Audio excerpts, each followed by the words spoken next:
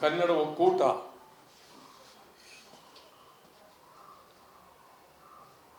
ಬೆಳಗಾವಿಯ ಗಂಭೀರ ಪರಿಸ್ಥಿತಿಯ ಬಗ್ಗೆ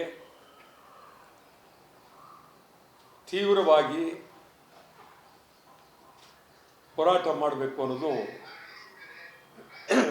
ನಿರ್ಧಾರ. ಒಕ್ಕೂಟದ ಮುಖಂಡರುಗಳಂಥ ಸಾರಾ ಗೋವಿಂದರವರು, ಶಿವರಾಮೇಗೌಡರು, KR ಕುಮಾರ್ ಅವರು, ಪ್ರವೀಣ್ ಕುಮಾರ್ ಶೆಟ್ಟಿ, ಗಿರೀಶ್ ಗೌಡ, ಅನೇಕ ಮಂಜುನಾಥ್ ದೇವ್ ಇವರೆಲ್ಲರೂ ಈ ನಾಡಿಗಾಗಿ ಯಾವಾಗ ಈ ರಾಜ್ಯಕ್ಕೆ ಅನ್ಯಾಯ ಅಂತ ಬಂದಾಗ ಒಂದು ಭಾರೀ ಪ್ರಮಾಣದಲ್ಲಿ ನಿಂತು ಹೋರಾಟ ಮಾಡ್ತಕ್ಕಂಥ ಶಕ್ತಿ ಕನ್ನಡ ಒಕ್ಕೂಟ ಮೊದಲಿನಿಂದ ಮಾಡಿಕೊಂಡು ಬರ್ತಾ ಇದ್ದೀವಿ. ಇದು ಬೆಳಗಾವಿ ಎಲ್ಲಿದೆ ಅಂತ ಯಾರಿಗೂ ಗೊತ್ತಿಲ್ಲ. ಈಗ ಈ ರಾಜ್ಯ ಆಳ್ತಕ್ಕಂಥವ್ರಿಗೂ ಗೊತ್ತಿಲ್ಲ. ರಾಜ್ಯ ಆಳಿ ವಿರೋಧ ಪಕ್ಷದಲ್ಲಿ ಕೂತಿರೋರ್ಗೂ ಗೊತ್ತಿಲ್ಲ. ಅಲ್ಲಿರ್ತಕ್ಕಂಥ ರಾಜಕಾರಣಿಗಳಿಗೂ ಗೊತ್ತಿಲ್ಲ. ಇದು ಮಹಾರಾಷ್ಟ್ರದಲ್ಲಿದೆಯಾ, ಕರ್ನಾಟಕದಲ್ಲಿದೆಯಾ, ಎಲ್ಲಿದೆ ಅನ್ನೋದೇ ಗೊತ್ತಿಲ್ಲ. ಒಂದು ರೀತಿ ರಾಜಕಾರಣಿಗಳು ಮರಾಠಿಯವರ ಜೊತೆಯಲ್ಲಿ ಹೊಂದಾಣಿಕೆ ಮಾಡ್ಕೊಂಬಿಟ್ಟಿಲ್ಲ. ಸಂಪೂರ್ಣ ವೋಟ್ ಬೇಕು ಅವರಿಗೆ. BJPಯವರು ಹೊಂದಾಣಿಕೆ ಮಾಡ್ಕೊಂಡಿದ್ದಾರೆ, JDS ಹೊಂದಾಣಿಕೆ ಮಾಡ್ಕೊಂಡಿದ್ದಾರೆ, ಕಾಂಗ್ರೆಸ್ನವರು ಹೊಂದಾಣಿಕೆ ಮಾಡ್ಕೊಂಡಿದ್ದಾರೆ. ನೇರವಾಗಿ ಮರಾಠಿಯವರ ಮೇಲೆ ಅವರು ಮಾಡಿರುವ ಅನ್ಯಾಯದ ಬಗ್ಗೆ ಯಾರೂ ಮಾತಾಡ್ತಾ ಇಲ್ಲ. ಕನ್ನಡ ಪರ ಸಂಘಟನೆಗಳು ಮೊದಲಿನಿಂದಲೂ ಭಾಳ ಎಲ್ಲ ರೀತಿಯಲ್ಲೂ ಹೋರಾಟದಲ್ಲಿ ಮುಂದೆ ನಿಂತು ಹೋರಾಟ ಮಾಡ್ತಾ ಇದ್ದಾರೆ. ಬೆಳಗಾವಿಯಲ್ಲಿ ಏನಾದರೂ ಕನ್ನಡದ ಶಕ್ತಿ ಉಳಿದಿದ್ದರೆ ಕನ್ನಡ ಪರ ಸಂಘಟನೆಗಳಿಂದ. ಇದು ನಾನು ನೋಡ್ತಾ ಇದ್ದೀನಿ. ಇವರೆಲ್ಲರಿಗೂ BJPಯವರಿಗೆ BJP ನಂಟು, ಕಾಂಗ್ರೆಸ್ನವರಿಗೆ ಕಾಂಗ್ರೆಸ್ ನಂಟು, ಮಹಾರಾಷ್ಟ್ರ ಜೊತೆಲೆ. ಬೆಳಗಾವಿ ಕರ್ನಾಟಕದ್ದು ಅಂತ ಹೇಳಿ ಅಲ್ಲಿರುವ ರಾಜಕಾರಣಿಗಳು, ಕರ್ನಾಟಕ ಸರ್ಕಾರ ಯಾವಾಗಲೂ ಒಂದು ಸರಿ ಇಲ್ಲ ಇದು ಕನ್ನಡಿಗರ ಗಂಡು ಬೆಟ್ಟದ ಭೂಮಿ, ಇದೆಲ್ಲ ಮಾತಾಡೋದಕ್ಕೆ ಡೈಲಾಗ್ ಚೆನ್ನಾಗಿರುತ್ತೆ. ಪ್ರಾಮಾಣಿಕವಾಗಿ ನೀವು ಬೆಳಗಾವಿಯ ಅಭಿವೃದ್ಧಿಗೆ, ಬೆಳಗಾವಿಯಲ್ಲಿ ಕನ್ನಡದ ಬೆಳವಣಿಗೆಗೆ ಏನು ನಿಮ್ಮದು? ಏನಿಲ್ಲ. ನೀವು ಮೊದಲು ಮಾಡಬೇಕಾದ್ದು ಬೆಳಗಾವಿಯಲ್ಲಿ ಕನ್ನಡದ ಅಭಿಮಾನ ಇರತಕ್ಕಂಥ ಅಧಿಕಾರಿಗಳನ್ನು ಬದಲಾಗಬೇಕು. ಎಲ್ಲ ಹಾಕಿದ್ದೀರಿ? ಇಲ್ಲ. DC ಯಾರೋ, SP ಯಾರೋ, ಸರ್ಕಲ್ ಇನ್ಸ್ಪೆಕ್ಟರ್ ಯಾರೋ, ದುರಂತ. ಬಹಳ ಮುಖ್ಯವಾಗಿ ಇದು ಗಂಭೀರವಾಗಿ ಚಿಂತನೆ ಮಾಡಬೇಕಾದ್ದು ಮಹಾರಾಷ್ಟ್ರ ಏಕೀಕರಣ ಸಮಿತಿ. ಮಹಾರಾಷ್ಟ್ರ ಏಕೀಕರಣ ಸಮಿತಿ ಅವರು ಕರ್ನಾಟಕದಲ್ಲಿ ಯಾಕೆ? ಅಲ್ಲಿರಲಿ, ನಮ್ಮ ಗಡಿಯಿಂದ ಆಚೆ ಇರಲಿ, ಮಹಾರಾಷ್ಟ್ರದಲ್ಲಿರಲಿ. ಇದೆಲ್ಲಕ್ಕೂ ಮಹಾರಾಷ್ಟ್ರ ಏಕೀಕರಣ ಸಮಿತಿಯವರೇ ಇದೆಲ್ಲಕ್ಕೂ ಕಾರಣ. ಶಿವಸೇನೆಯವ್ರ ಕಾರಣ. ಶಿವಸೇನೆಯವರಲ್ಲಿ ಬೇರೆ ಬೇರೆಯಾಗಿ ರಾಜಕೀಯದಲ್ಲಿ ನೋವನ್ನು ಅನುಭವಿಸ್ತಾರೆ, ಅವರ ಉಳಿವಿಗಾಗಿ ಕರ್ನಾಟಕ ತಗೊಳ್ತಾರೆ. ಮೊದಲು ನಾವು ಬೆಳಗಾವಿ ಉಳಿಸಿ, ಇದು ನಮ್ಮ ಚಳುವಳಿ. ಬೆಳಗಾವಿ ಉಳಿಸಿ, ಕನ್ನಡಿಗರ ಕೈನಲ್ಲಿ ಬೆಳಗಾವಿ ಉಳಿಸಿ, ಇದು ಭಾಳ ಪ್ರಾಮುಖ್ಯವಾದ್ದು. ಭಾಳ ಹಿಂದೆ ಅನೇಕರು ಇದು ಬಹಳ ಅದ್ಭುತವಾಗಿ ಬೆಳಗಾವಿಗಾಗಿ ಬಹಳ ಹೋರಾಟ ಮಾಡಿದ್ದಾರೆ. ಕನ್ನಡಮ್ಮ ಪತ್ರಿಕೆಯ ತೋಪಣ್ಣ ಅಂತೇಳಿ, ಭಾಳ ಜೋಶಿ, ಅನೇಕರು ಹೋರಾಟ ಮಾಡಿದ್ದಾರೆ.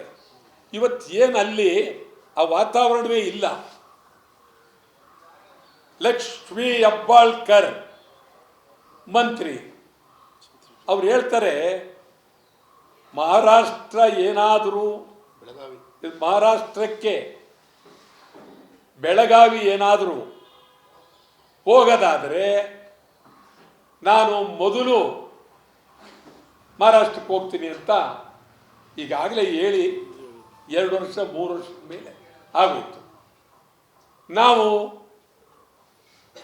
ಕಾಂಗ್ರೆಸ್ ಆಫೀಸ್ಗಳಿಗೆ ಹೋಗಿ ಗಲಾಟೆನೂ ಮಾಡ್ದೋ ಹೆಬ್ಬಾಳ್ಕರ್ ಬಗ್ಗೆ. ನಾವೇನು ಹೇಳ್ದೋ, ಅಲ್ಲಿವರೆಗೇನು ಕಾಯಬೇಡಿ, ಈಗಲೇ ನೀವು ನಿಮ್ಮ ಹಾಸಿಗೆ ದಿಂಬು ಎಲ್ಲ ತಗೊಂಡು ಹೊಟ್ಟೋಗ್ಬಿಡಿ ಮಹಾರಾಷ್ಟ್ರಕ್ಕೆ, ಇಲ್ಲಿ ಬೇಡಿ ಅಂತ.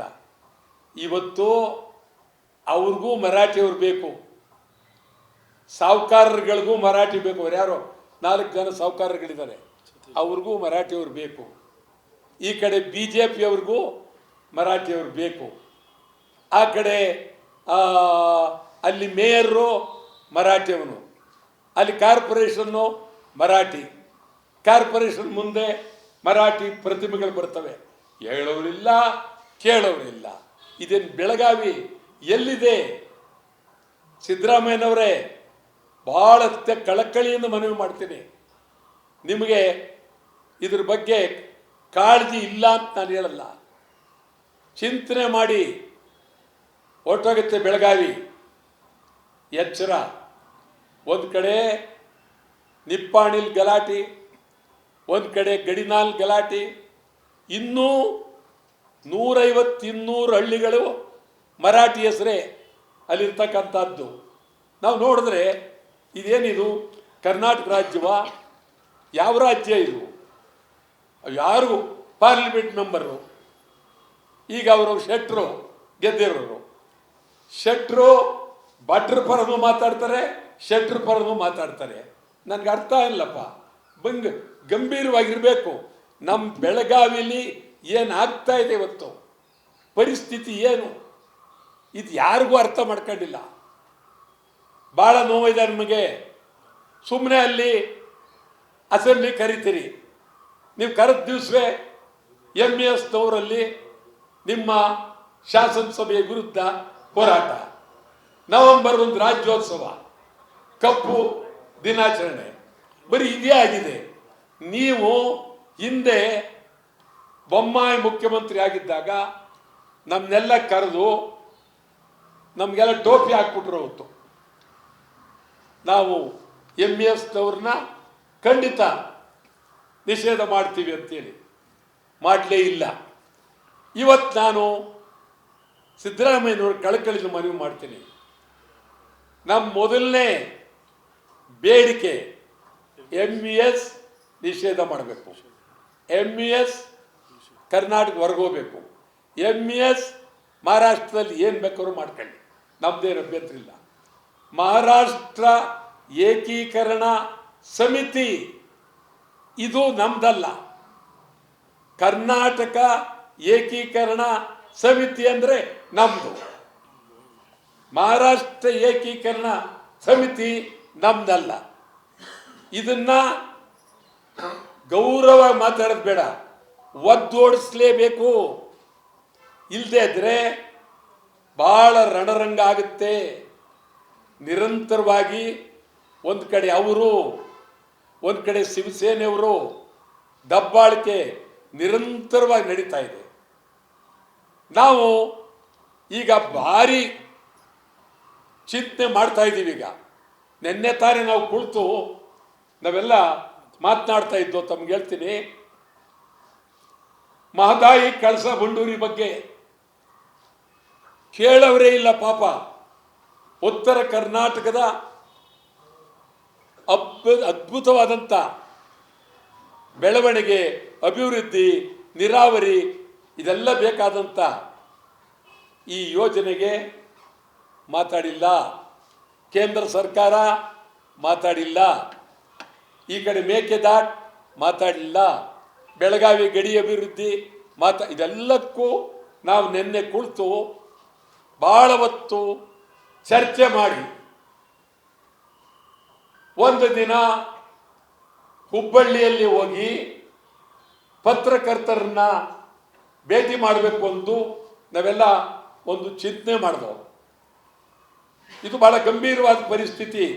ರಾಜ್ಯದ ಸಮಗ್ರ ಕನ್ನಡ ಪರ ಸಂಘಟನೆಗಳು, ಸರ್ಕಾರ ಒತ್ತಾಯ ಮಾಡ್ತೀನಿ, ಬೆಳಗಾವಿಗೆ ವಿಶೇಷವಾದಂಥ ರಕ್ಷಣೆ ಬೇಕು, ಒಳ್ಳೆ ಅಧಿಕಾರಿಗಳು ಬೇಕು, ಕನ್ನಡವೇ ಪ್ರಾಧಾನ್ಯ ಇರಬೇಕು. ಯಾವ ಕಾರ್ಯಾಲಯ ನೋಡಿದ್ರು ಕನ್ನಡ ಪರ ಸಂಘಟನೆಗಳಿಗೆ ಎಲ್ಲ ರೀತಿಯ ನೆರವನ್ನು ನೀಡಬೇಕು. ಅಲ್ಲಿ ಶಾಸನಸಭೆಯಲ್ಲಿ ಅಲ್ಲಿ ಏನು ಕಟ್ಟಡ ಇದೆ ಅಲ್ಲಿ ಕನಿಷ್ಠ 4-5 ಕಾರ್ಯಾಲಯ ಕನ್ನಡ ಪರ ಸಂಘಟನೆಗಳಿಗೆ ಬಿಟ್ಕೊಡ್ಲಿ. ಅಲ್ಲಿ ಅವರು ಕೆಲಸ ಮಾಡೋದಕ್ಕೆ ಅದ್ಭುತವಾಗಿ ಬಿಟ್ಕೊಡ್ಬೇಕಲ್ಲಿ. ಖಾಲಿ ಇದೆ ಅಲ್ಲಲ್ಲಿ ದೊಡ್ಡ ದೊಡ್ಡ ಕೈಗಾರಿಕೆಗಳನ್ನ ಅದೇ ಅಲ್ಲಿ ಬಿಟ್ಬೇಕು. ಇವತ್ತು 10 ಲಕ್ಷ ಸಾವಿರ ಕೋಟಿ ಇನ್ವೆಸ್ಟ್ ಮಾಡ್ತೀವಿ, ದುಡ್ಡು ಬರ್ತದೆ ಅಂತ ಹೇಳಿದ್ದಾರೆ. ಬೆಳಗಾವಿ, ಹುಬ್ಬಳ್ಳಿ, ಧಾರವಾಡ, ಕಲ್ಯಾಣ ಕರ್ನಾಟಕ ಹಾಕಿ ಅಲ್ಲಿಗೆ, ಅಲ್ಲಿ ಕೊಡಿಯಲ್ಲಿ ಕನ್ನಡಿಗರು. ಬೆಳಗಾವಿಯಲ್ಲಿ ನೀವು 1 ಲಕ್ಷ ಜನ ಕಾರ್ಮಿಕರಿಗೆ, ಕನ್ನಡ ಕಾರ್ಮಿಕರಿಗೆ ಕೆಲಸ ಕೊಡುವ ಕಾರ್ಖಾನೆಗಳ ಸ್ಥಾಪನೆ ಮಾಡಿ. ಕನ್ನಡಿಗರು ಬಿಟ್ಟು ಯಾರಿಗೂ ಕೊಡಬೇಡಿ. ಬೆಂಗಳೂರು ಸಾಕು. 1 ಲಕ್ಷ ಜನ ಮತದಾರರಾಗ್ತಾರೆ. ಮರಾಠಿಯವರು ಬಿದ್ದು ಓಡ್ತಾರೆ. ಮೊದಲು ಮರಾಠಿಯವ್ರನ್ನ ನಾವು ಕನ್ನಡ ಶಕ್ತಿಯನ್ನ ತೋರಿಸಿ, ಕನ್ನಡಿಗರ ಶಕ್ತಿಯನ್ನು ತೋರಿಸಿ, ರಾಜ್ಯದ ಶಕ್ತಿಯನ್ನು ತೋರಿಸಿ, ಮರಾಠಿಯವರು ಇಲ್ಲಿ ಇರಬಾರ್ದು, ಹೊರಟೋಗ್ಬೇಕು ಅಂತ ಹೇಳಬೇಕು. ಇದು ನಿನ್ನೆ ನಡೆದಿರ್ತಕ್ಕಂಥ ಘಟನೆ, ಅದು ಗಂಭೀರವಾಗಿ ತಗೊಳ್ಬೇಕು. ಯಾರೋ ಒಬ್ಬ ಬಂದು ಹೊಡಿತಾನೆ, ಹೊಡೆದವನು ಯಾರು? ಮರಾಠಿಯವನು. ತಕ್ಷಣ ಅದನ್ನ ಬದಲಾವಣೆ ಮಾಡೋದಕ್ಕೆ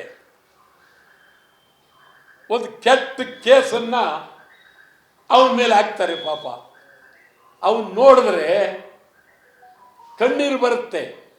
ಅವನ ಮೇಲೆ ಈ ಕೇಸ್ ಹಾಕೋದು. ಇವತ್ತು ಅವರು ಕೇಸನ್ನು ಹಿಂತಗೊಂಡಿದ್ದಾರೆ.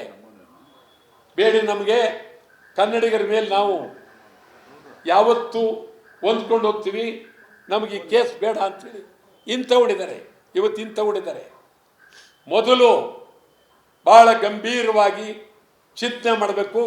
ಈಗ ಬೇಕಾಗಿರೋದು ಒಂದೇ ಒಂದು, ಬೆಳಗಾವಿ ಉಳಿಸೋದ ಕಾರ್ಯಕ್ರಮಗಳೇನು, ಕನ್ನಡದ ಬೆಳವಣಿಗೆ ಏನು, ಕನ್ನಡಿಗರ ಬೆಳವಣಿಗೆ ಏನು, ಉದ್ಯೋಗ ಏನು, ಗಡಿನಾಡು, ಇದು ಬಹಳ ಪ್ರಾಮುಖ್ಯವಾಗಿ ತೆಗೆದುಕೊಳ್ಬೇಕಾಗಿದೆ. ಈ ಬಗ್ಗೆ ನಾವು ಕನ್ನಡ ಒಕ್ಕೂಟ ನಾಳೆ ಮಹಾರಾಷ್ಟ್ರ ಏಕೀಕರಣ ಸಮಿತಿಯನ್ನ ಮತ್ತು ವಜಾ ಮಾಡಿ, ಶಿವಸೇನೆ ನಮ್ಮಲ್ಲಿ ಬೇಕಾಗಿಲ್ಲ, ಕರ್ನಾಟಕಕ್ಕೆ ಬರೋಂಗಿಲ್ಲ. ಮುಂದಿನ ದಿನಗಳಲ್ಲಿ ನಿಮ್ಗೆ ಹೇಳೋದಾದ್ರೆ, ಕರ್ನಾಟಕದಲ್ಲಿ ಶಿವಾಜಿ ಪ್ರತಿಮೆಗಳು ಸಿಕ್ಕಾಬಟ್ಟೆ ಇದೆ. ಆದರೆ ಮಹಾರಾಷ್ಟ್ರದಲ್ಲಿ ಒಂದು ಕನ್ನಡಿಗರಿಗೆ ಒಂದು ಎಲ್ಲಾದ್ರೂ ಒಂದು ಕರ್ನಾಟಕ ಪರವಾಗಿ ಚೆನ್ನಮ್ಮಂದಾಗಲಿ, ಸಂಗೊಳ್ಳಿ ರಾಯಣ್ಣ ಆಗಲಿ, ಬೆಳವಾಡಿ ಮಲ್ಲಮ್ಮ ಆಗಲಿ, ಒಂದು ಯಾವ್ದಾದ್ರು ಒಂದಿರ್ಬೇಕಲ್ಲ. ಇಲ್ಲ. ಇಲ್ಲಿ ಎಲ್ಲಕ್ಕೂ ನಾವು ಅವಕಾಶ ಕೊಟ್ಟಿದ್ದೀವಿ. ನಮ್ಮ ದೌರ್ಬಲ್ಯನ ಏನು? ಮತ್ತು ಅದು ಯಾವನೋ ಒಬ್ಬ ಶಿವಾಜಿ ಪಾತ್ರನೂ ಮಾಡಕ್ಕೆ ಕೊಟ್ಬಿಟ್ಟಿದ್ದಾರೆ. ಶಿವಾಜಿ ಸಿನಿಮಾ ಬರುತ್ತೆ ಕರ್ನಾಟಕದಲ್ಲಿ ಅಂತ ಅವ್ರಿಗೆ ಕಾಂತಾರ ಭಾಳ ಅನುಕೂಲ ಆಯಿತು. ಅದಾದಮೇಲೆ ದುಡ್ಡು ಬಂತು, ಸರಿ ಶಿವಾಜಿ ಪಾತ್ರ ಮಾಡಿ ಹೊರಡಬೇಕು ಅಂತ ಹೊರಟಿದ್ದಾರೆ. ಅದು ಆ ಚಿತ್ರ ಬಂದರೆ ಮುಂದಿನ ದಿನಗಳಲ್ಲಿ ಜನ ಅಷ್ಟು ಸುಲಭವಾಗಿ ಚಿತ್ರ ಬಿಡೋದಿಲ್ಲ. ಅದು ಭಾಳ ಎತ್ತೆತ್ತಗೋ ತಲುಪುತ್ತೆ. ಈ ಮಾತು ಹೇಳ್ತೀನಿ. ನಾಳೆ 11:30 ಗಂಟೆಗೆ ಮೈಸೂರು ಬ್ಯಾಂಕ್ ವೃತ್ತದಲ್ಲಿ ಮೈಸೂರು ಬ್ಯಾಂಕ್ ಮೊದಲನೆಯದಾಗಿ ಚಳುವಳಿಯ ಕನ್ನಡ ಒಕ್ಕೂಟದ ಚಳುವಳಿಯ ಅಂಗವಾಗಿ ಮೊದಲು ಮೈಸೂರು ಬ್ಯಾಂಕ್ ವೃತ್ತ ಬಂದ್. ನಾಳೆ 12:30 ಗಂಟೆಗೆ ಕನ್ನಡ ಒಕ್ಕೂಟ 11:30 ಗಂಟೆಗೆ ಮೈಸೂರು ಬ್ಯಾಂಕ್ ವೃತ್ತ ಬಂದ್. 28ನೇ ತಾರೀಕು ಇಡೀ ರಾಜ್ಯದ ಎಲ್ಲ ಕನ್ನಡ ಪರ ಸಂಘಟನೆಗಳ ಸಭೆಯನ್ನು ವುಡ್ಲ್ಯಾಂಡ್ಸ್ ಹೋಟ್ಲ್ನಲ್ಲಿ ಬೆಳಗ್ಗೆ 11:30 ಗಂಟೆಗೆ ವುಡ್ಲ್ಯಾಂಡ್ಸ್ ಹೋಟ್ಲ್ನಲ್ಲಿ 28ನೇ ತಾರೀಕು ಎಲ್ಲರನ್ನೂ ಕರೆದಿದ್ದೇವೆ. ಇದು ನಿಮಗೆ ಆಹ್ವಾನ ಪತ್ರಿಕೆ ಅಂತೇಳಿ ತಾವು ತಿಳಿದು ದಯಮಾಡಿ ಎಲ್ಲರೂ ಬರಬೇಕು. ನಾಳೆ ಮೊದಲನೆಯದು ಮರಾಠಿಗಳ ವಿರುದ್ಧ, MS ವಿರುದ್ಧ, ಶಿವಸೇನೆಯ ವಿರುದ್ಧ ಕಂಡಕ್ಟರ್ ಮೇಲೆ ಏಟು, ಇದನ್ನು ಖಂಡನೆ. ಇದರ ಬಗ್ಗೆ ನಾಳೆ 11:30 ಗಂಟೆಗೆ ಕನ್ನಡ ಒಕ್ಕೂಟ ಮೈಸೂರು ಬ್ಯಾಂಕ್ ಸರ್ಕಲ್ ಬಂದ್ ಮಾಡೋ ಮೂಲಕ ಎಚ್ಚರಿಕೆಯನ್ನು ಕೊಡ್ತೇವೆ.